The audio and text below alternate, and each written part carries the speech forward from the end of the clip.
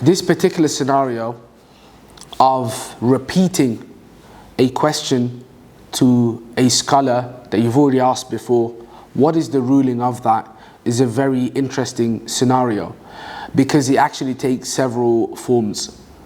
From amongst the forms that it takes is that if the question was a simple question with a very strong response, such as a very clear-cut verse from the Quran that quite clearly states what the ruling associated with that thing is, or a very clear hadith that is viewed as authentic and there's not much discussion regards to that, such as the hadith that come in Sahih al-Bukhari and Muslim,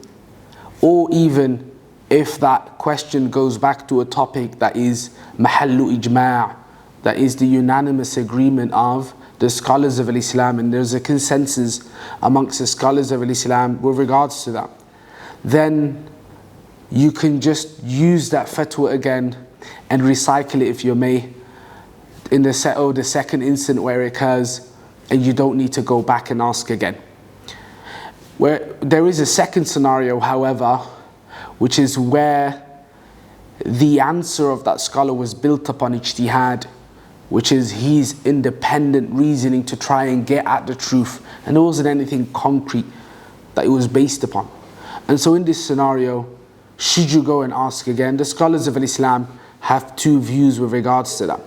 There are those that say, yeah, it is obligatory to ask again, and they take it back to matters like there is the possibility that he changed his view with regards to that. And so that scholar that you refer to, if you were to go back to him the second time, it may be that he looked into it a little bit more, and his view with regards to that had changed, and so you would have to follow his second view in that instance. The second opinion is that you do not need to ask, and there is no obligation to ask again, and that you can suffice with the first response that you were given, because that was also a legitimate ruling that came from a qualified individual, and so that would be the end of that, and you wouldn't need to ask again, and Allah subhanahu wa ta'ala knows best.